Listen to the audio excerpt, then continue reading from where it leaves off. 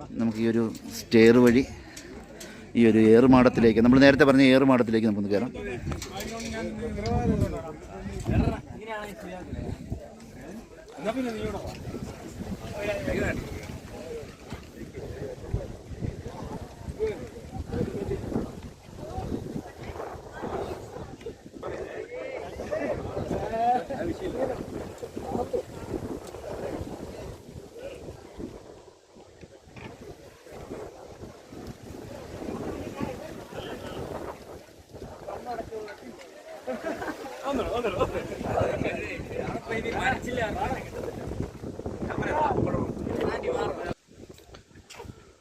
ഹാരംഗ് ഡാമിൻ്റെ ക്യാച്ചിങ് ഏരിയയിലെ കാഴ്ചകളാണ് നമ്മൾ ഈ കണ്ടുകൊണ്ടിരിക്കുന്നത്.